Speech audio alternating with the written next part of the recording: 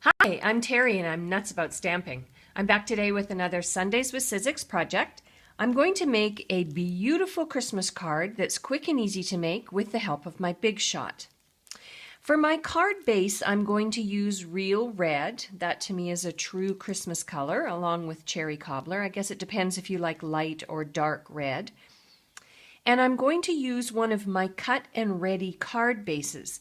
Stampin' Up! Recently came out with a set of card bases that are cut and scored for you. These are designed for the very busy crafter, like we all are in today's world. So you get a pack of 20 card bases that are cut and have a score line, so all you have to do is fold and go. So it's a nice time savings, and it also saves on your cutter blade. So I'm going to use a real red card base, and to that I'm going to add a layer of Whisper White. But before I attach it, I'm going to use my Big Shot and an embossing folder to add a beautiful snowflake detail to the bottom front part of this card layer. So I have my platform on tab 1. I have my bottom standard cutting pad. I'm going to put the card layer inside the folder. I just want to make sure that it's nice and even. I'm going to lay it on my bottom standard cutting pad, put the top standard cutting pad on, and then run it through my Big Shot.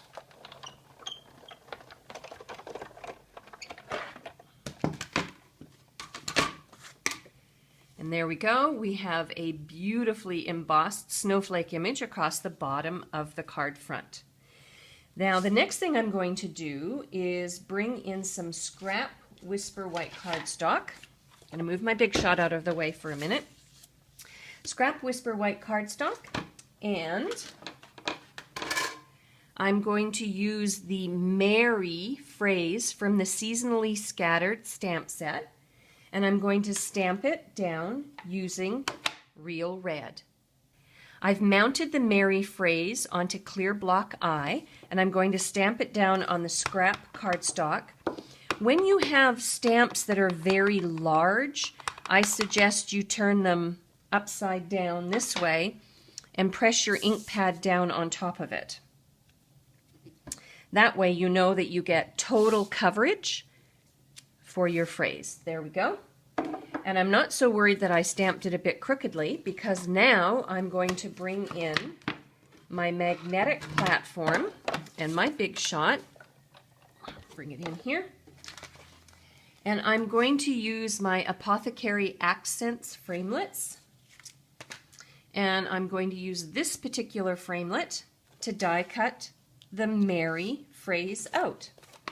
So I'm going to use my bottom standard cutting pad on top of the magnetic platform. I've got my stamped image, and I'm going to put the framelit around it. Let me go this way, just so that I know I've got it nice and straight on my framelit.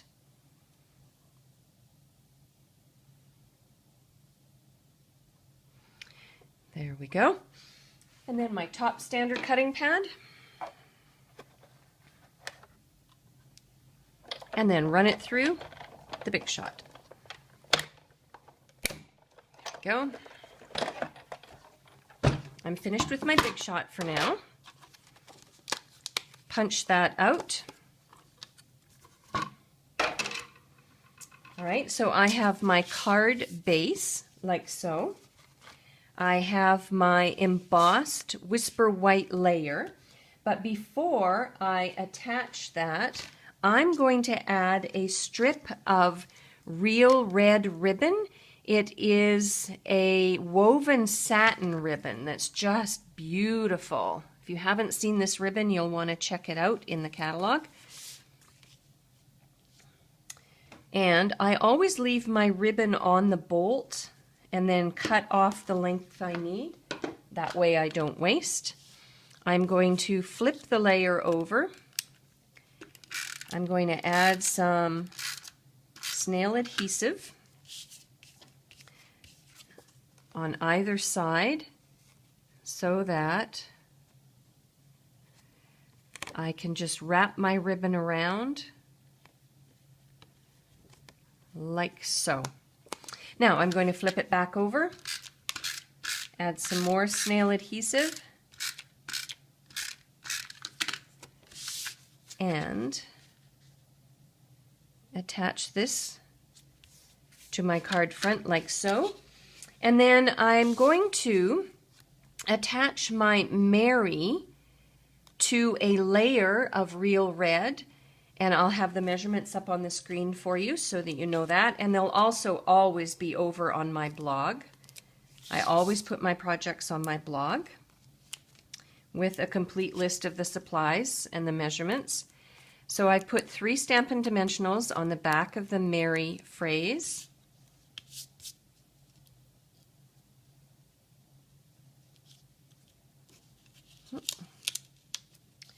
Going to add it to the layer. Maybe. Having a hard time going straight this morning. There we go. And then I'm going to flip it over, add some snail adhesive,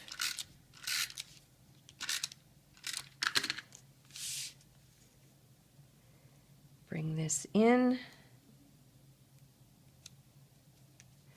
There we go. And then the last thing I'm going to do, I really like the card as it's looking, but I think what I'm going to do is add a knot. So I'm just going to leave my ribbon on the bolt, and I'm going to,